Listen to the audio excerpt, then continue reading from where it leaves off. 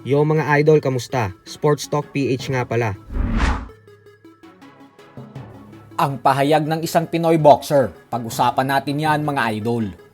Ngunit bago ang lahat ay huwag kakalimutang mag-subscribe at i-click ang notification bell button for more sports talk.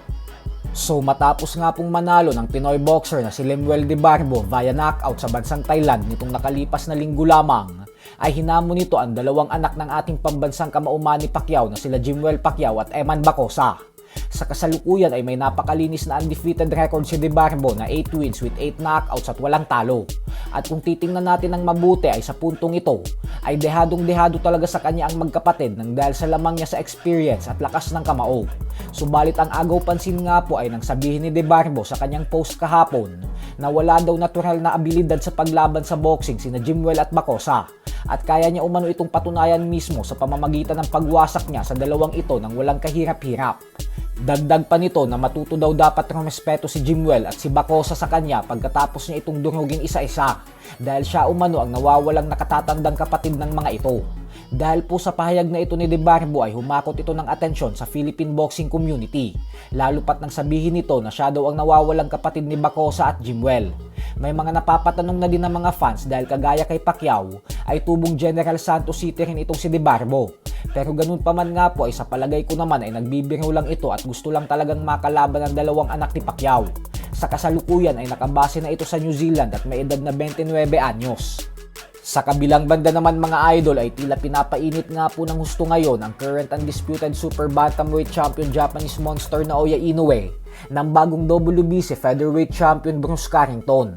Matapos po kasing sabihin ni Carrington itong nakalipas na buwan lamang na kumbinsido siyang knockout ang sasapitin sa kanya ni Inoue kapag nagtuos sila nang dahil sa dami umano ng nasilip niyang kahinaan sa galawan nito, ay muli po itong bumanat na hindi daw talaga siya makapag-antay na umakyat si Inoue sa 126-pound featherweight division.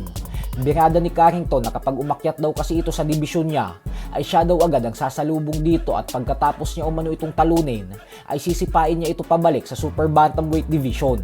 Paliwanag ni Carrington na alam niya naman umano na walang pag-asang manalo sa kanya ang binansagang halimaw ng Japan. Subalit kailangan niya daw kasi talaga ang laban kontra kay Inoue kasi ito umano ang magiging susi niya upang makapasok sa top pound for pound rankings ng Garing Magazine. Pero ganun pa man nga po ay wala pang oras makipagbangayan si Inoue at patulan ng mga komento sa kanya ni Carrington dahil nakatuon pa ang atensyon nito sa pinakamabigat na laban niya sa kanyang buong professional boxing career. At yan nga po ay ang mega showdown kontra kay Junto Nakatani na siyang nakatakdang ganapin sa Mayo 2. Samantala, ibinunyag naman nga po ng current WBC Junior Middleweight Champion Sebastian Fundora na kapag naging matagumpay umano siya sa laban niya kay Keith Thurman ngayong linggo, ay gusto niya daw sunod na labanan ng knockout artist sa si Virgil Ortiz Jr. sa undercard ni Canelo Alvarez sa buwan ng Setyembre. Bagay naman na pinalagan agad ni Ortiz. So hanggang dito na lang po muna tayo mga idol.